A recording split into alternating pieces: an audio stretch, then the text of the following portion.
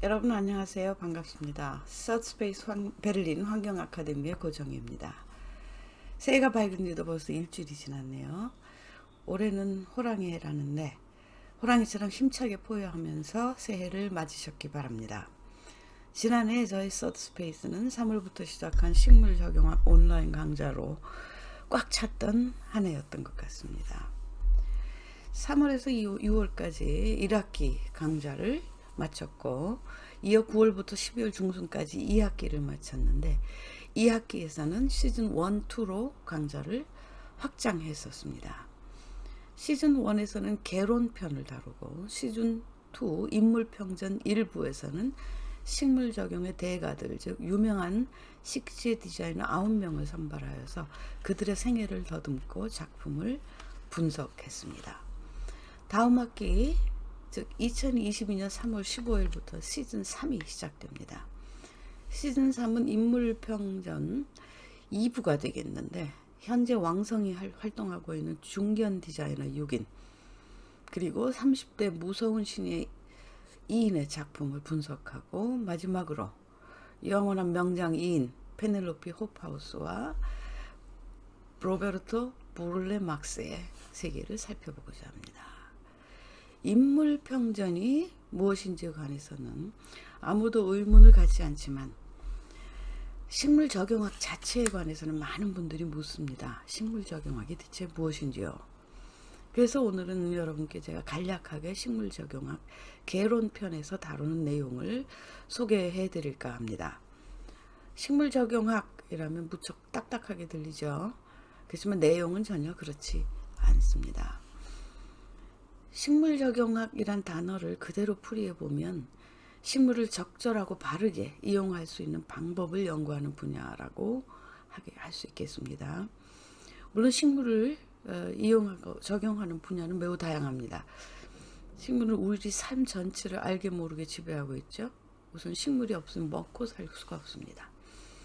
식품은 물론 몸에 좋다는 의약 성분을 제공하는 것도 식물이고 의복을 만드는 자연 섬유, 집을 짓는 목재, 심지어는 종이와 연필까지 우리의 삶은 식물에 크게 의존하고 있습니다.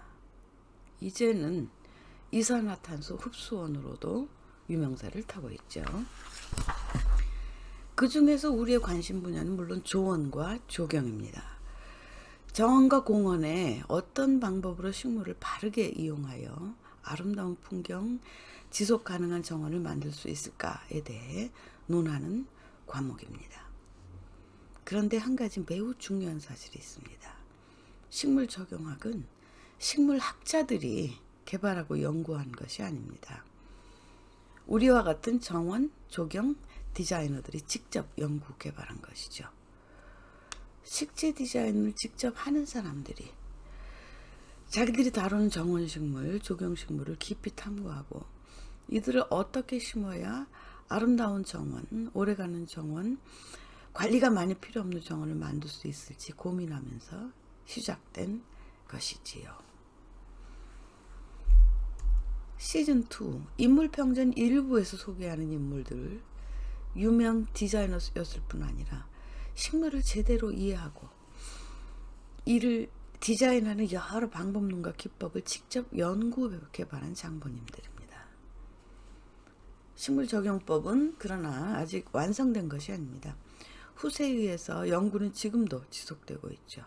시즌 3 인물평전 2부에서는 바로 그들을 만나게 되십니다. 저희 식물 적용학 개론편의 강의 내용은 독일대학 조경학과의 강의 내용과 동일한 수준입니다. 왜 하필이면 독일일까요? 그건 독일에서 가장 연구가 적극적으로 그리고 깊이 진행되고 있고 진행되었고 대학에서 별도의 전공과정으로도 제공하고 있기 때문입니다. 그러므로 교재나 참고서적 역시 주로 독일 자료에 의존하고 있습니다. 그런 이유로 국내에서 접근이 어렵습니다. 제가 식물 적용학 강좌를 시작하게 된 결정적 동기가 바로 그 때문이었습니다. 다만 독일 대학에서 최소한 두 학기에 걸쳐서 공부하는 내용, 이론 한 학기, 실습 한 학기 내용을 한 학기에 압축해서 정리하기 때문에 강좌 시간이 좀 길어집니다. 강좌당 70분에서 80분 정도로 진행되고 있습니다. 이렇게 많은 독일어 참고 서적이 나와 있는데 이건 뭐 일부에 불과합니다. 이들을 분석하고 정리해서 제가 식물 적용학 강의 내용을 구성한 것입니다. 자, 그럼 과연 어떤 내용을 학습하게 될지 잠시 소개해 드리겠습니다. 첫 시간에는 물론 식물 적용학이 무엇인지 그리고 왜 필요한지에 대해서 얘기해야 되겠죠. 그리고 사실 식물 적용학 역사가 꽤 오래되었습니다. 120년 되는데 어떻게 발전해 왔는지 살펴보게 될 겁니다. 모든 것의 출발은 풀이었습니다. 이 식물 다 알아보셨죠? 벼이삭입니다. 여기서 쌀을 얻어서 우리가 밥을 지어 먹죠. 식물 적용 분야 중에서 가장 오래된 것이 농업일 것입니다. 지금도 가장 중요한 분야죠. 모내기 직후의 논입니다. 아름답죠? 이제 가을이 되면 곡식이 익어서 황금 물결이 일렁거릴 것입니다. 바로 그런 것에서 영감을 얻어서 만들어 놓은 정원이 지금 이 사진입니다. 핏 아우돌프라고 들어보셨을 겁니다. 세계의 디자이너죠. 그는 특정 기후대에서만 살고 서식 조건이 비교적 까다로운 벼나 밀 그런 곡식 대신에 몰리니아라는 정원용 그라스를 심어서 황금 물결을 일렁이게 해보았습니다. 벼, 밀, 보리 그리고 몰리니아 모두 원래는 풀이었죠. 그것을 아주 오래전에 가져다가 일용할 양식을 얻어서 우리가 지금까지 살아왔고 또 20세기에 들어와서는 그 중에서 정원식물로 적절한 것을 선발하여서 별도로 특별히 정원식물로 육종하게 됩니다. 몰리니아 같은 경우 이삭을 우리가 먹을 수는 없습니다. 그렇지만 이렇게 아름답게 정원을 장식해 주죠. 같은 풀이지만 적용하는 분야 어떻게 쓰이는가에 따라서 어떤 목적으로 쓰는가에 따라서 적용법이 다르고 그 형상이 달라집니다. 내가 원하는 정원 풍경, 이 경우 황금 물결이 일렁이게 하기 위해서 벼나 보리, 밀 등을 직접 심을 수는 없고 그렇지만 다른 적절한 풀을 이용해서 같은 효과를 내볼 수 있지 않을까 이런 질문을 던졌고 이런 질문에 답을 찾기 위해서 고심했던 것이죠. 그러기 위해서는 먼저 식물을 깊이 이해해야 합니다. 저희 식물 적용학 강좌에서는 식물 이해하기에 가장 큰 비중을 두고 있습니다. 1에서 6강까지 식물 이해하기 강좌가 펼쳐집니다. 식물을 충분히 이해한 다음에 그 다음에 식물을 디자인하는 것과 모르는 상태에서 에라 모르겠다 알아서 잘 자라주겠지 하면서 디자인하는 것과 나중에 결과를 보면 천지 차이가 납니다. 그래서 식물 적용학 시간에 가장 먼저 하는 일이 식물과 만나서 통성명 하는 일입니다. 식물과 사귀는 것이죠. 식물을 이해하기 위해서 일단 만나봐야 될 거 아닙니까? 정상적인 상황에서는 이렇게 정원에 나가서 함께 식물을 만나봐야 되겠지만 온라인상으로는 어렵기 때문에 여러분들이 각자 주변에서 자주 마주치고 어쩐지 관심이 가는 식물, 나무도 좋고 꽃도 좋고 풀 어느 것이나 좋습니다. 하나둘씩 정해서 먼저 다가가서 인사를 하면서 수업에 대한 준비를 시작해 주시면 좋습니다. 그리고 그보다 더 중요한 것은 그 식물을 인사를 나눈 식물을 사시사철 관찰하는 것입니다. 한번 통성명하고 끝나는 것이 아니죠. 왜냐하면 식물은 늘 모습을 바꾸기 때문입니다. 그래서 꽃이 피어 있을 때는 이야 예쁘다 하다가 꽃이 지면 못 알아보고 휙 그냥 지나쳐 버리는 경우가 많습니다. 그러면 식물이 섭섭하겠죠. 섭섭할 뿐만 아니라 그 변화상을 잘 모르면 디자인하기가 어렵습니다. 그래서 그 변화상을 관찰하는 것이 매우 중요하죠. 책에서 보고 이름을 외우는 거는 아무 소용이 없습니다. 식물과 친하게 되면 이름도 저절로 기억하게 됩니다. 아까 몰리니아라는 풀을 벼이삭처럼 심었던 피트 아우돌프 얘기를 잠깐 다시 해볼까요? 여기 이 사진 속의 인물이 피트 아우돌프입니다. 그는 정말 뛰어난 디자이너인데 그의 비결 중 하나는 그의 방대한 식물 지식입니다. 그는 식물을 직접 심어 육종하고 번식했습니다. 디자인과 육종을 늘 병행했죠. 지금도 하고 있죠. 자기가 직접 길러보지 않은 식물은 심지 않습니다. 식물, 특히 초본 식물은 너무 변화무쌍하기 때문에 그 변화하는 행태를 몇 년간 지켜보고 확실히 알지 않으면 설계에 반영하지 않습니다. 그리고 이런 좋은 말을 했습니다. 식물의 아름다운 꽃에만 있는 것이 아니다. 꽃이 피지 않은 시절에도 충분히 아름답다.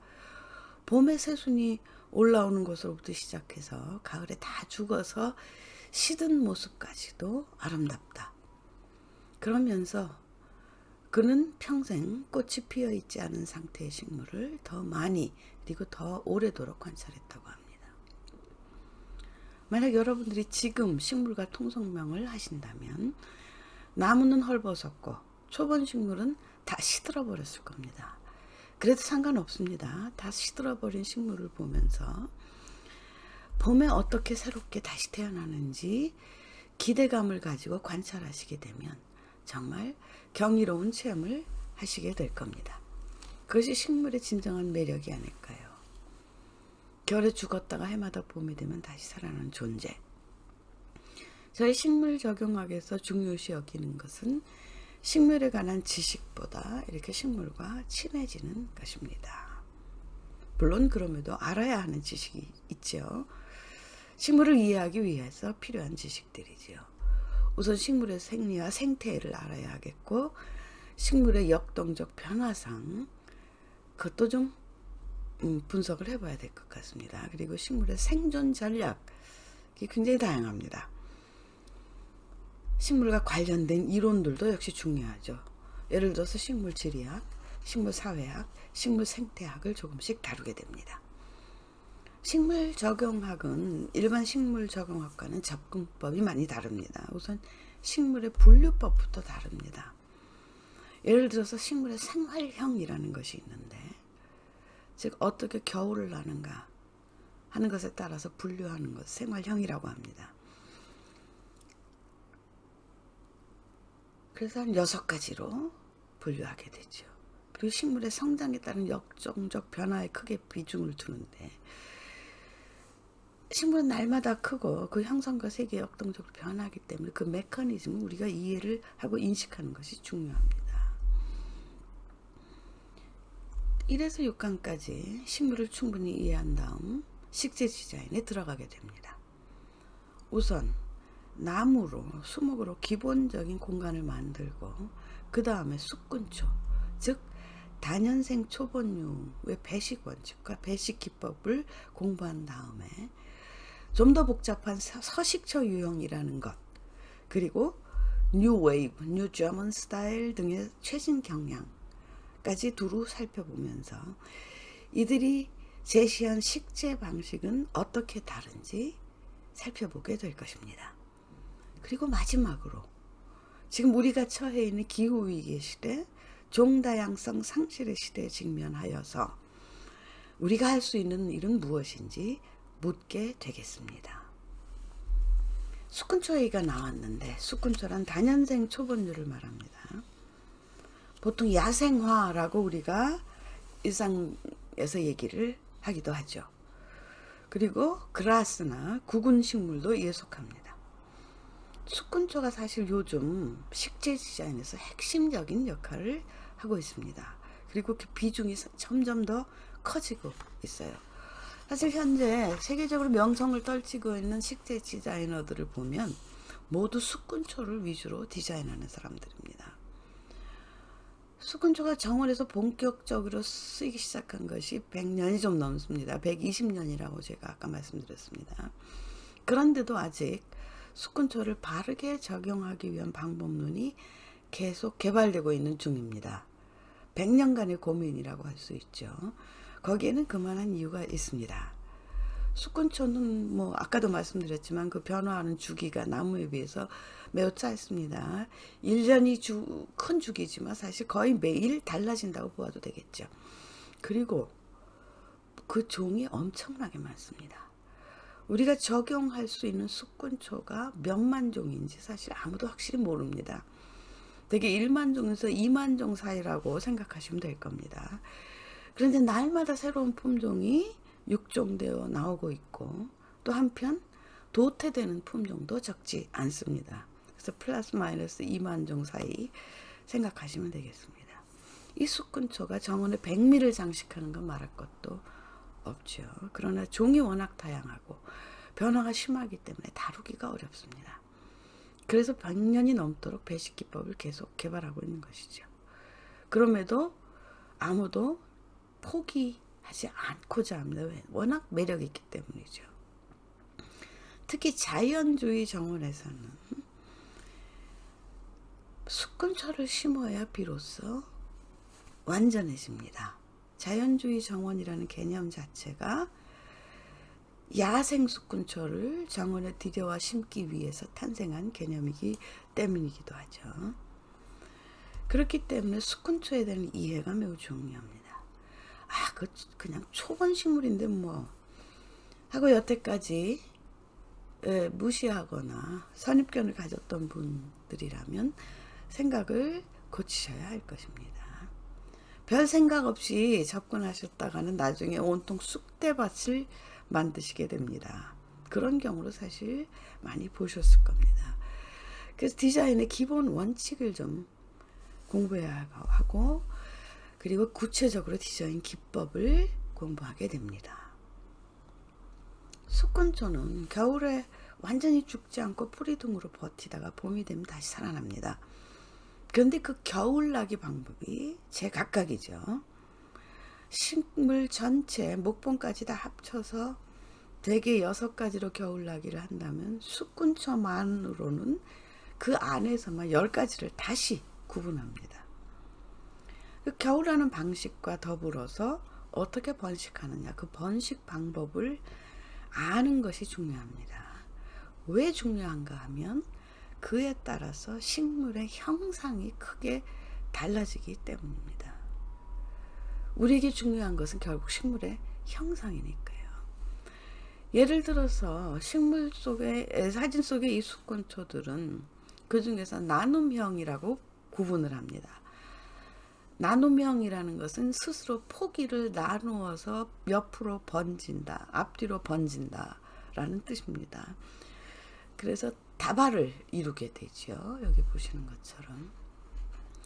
그런 것이 있는가 하면 여기 사진에서 보이는 것들은 다발을 이루지 않고 이런 것을 양탄자라고 합니다. 양탄자처럼 소복하게 깔립니다.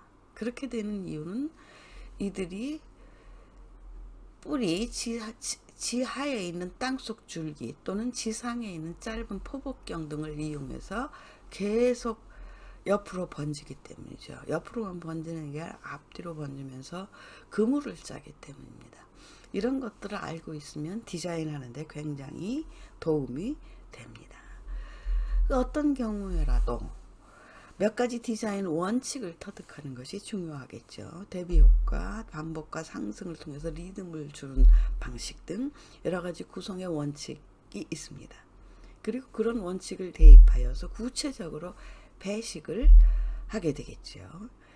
여기에 또 일단 대략 지금까지 10가지 배식법이 개발되어서 많이 쓰이고 있습니다. 더 많지만 가장 많이 쓰이는 것이 10가지 정도 됩니다. 어떤 배식법을 적용하는가는 물론 만들고자 하는 공간의 성격에 달렸겠죠. 그중 대표적인 것이 여러 가지 수군초를 혼합하여서 배열을 하는데 그 배열하는 방식이 하나하나를 긴 노에고치 모양으로 묶은 다음에 그것을 비스듬히 배열하는, 앞뒤로 배열하는 드리프트 방식이라는 것이 있습니다. 이것이 가장 클래식한 방식이죠. 그런가 하면 조각 이불처럼 조각조각 이어서 붙이는 모자이크 방식도 널리 쓰이고 있습니다.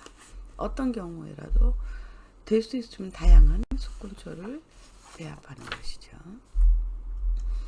그중 가장 중요한 것이 서식처 유형 방식이라는 것입니다. 이 서식처 유형은 식물 생태학과 식물 사회학에 근거하여서 1980년대에 만들어진 것입니다. 자연현 정원을 만들고자 하면서 개발된 방식이고, 이때 그냥 겉모양만 흉내내는 것이 아니고 자연 군락에 내재한 기본 시스템을 가져다가 그것을 정원에 적용해 보는 것입니다. 요즘 디자이너들은 대개 이 서식처 이론을 섭렵하고 있습니다. 그리고 그에 근거하여 디자인을 하지요. 정원에 적용할 수 있는 서식처 유형을 모두 12가지 정도로 보고 있습니다. 이들에 대해서도 모두 공부할 것입니다. 서식처 유형에 따라서 만든 정원 중에 하나입니다. 굉장히 이론적인 것 같지만 결과는 이렇게 아름답습니다. 그러나 그 기법이 매우 까다롭고 적용하는 식물에 대한 깊은 지식이 필요합니다. 그래서 공공공간에 적용하는 것이 쉽지 않죠. 그러므로 그 이후에 좀 더 손쉬운 방법으로 아름다운 숲곤초를 공공공간에 심을 수 있는 여러 기법이 또 개발되었습니다. 모두 차례로 배우시게 됩니다. 그러나 지금 우리는 기후변화와 종다양성 상실이라는 큰 문제를 안고 있습니다. 그 문제는 어떤 것인지, 그에 직면하여 우리가 할 수 있는 일은 무엇인지에 대해서 고민하게 됩니다. 기후 적응형 정원 유형이 있을까? 종다양성을 높이려면 어떤 정원을 만들어야 할까? 이런 것을 같이 고민하게 됩니다. 지금까지 소개한 순서대로 우선 식물을 깊이 이해하시고 여러 배식 기법을 배운 뒤에 부지런히 연습을 하신다면 여러분도 언젠가는 이런 정원을 만들 수 있을 것입니다. 참 아름답죠? 이런 정원을 만들기 위해 필요한 기초 지식과 여러 이론, 그리고 구체적인 방법론, 기법 등을 공부하는 것이 식물 적용학입니다. 자, 많은 참여 바랍니다. 그럼 식물 적용학 강좌에서 뵙기를 바랍니다. 감사합니다.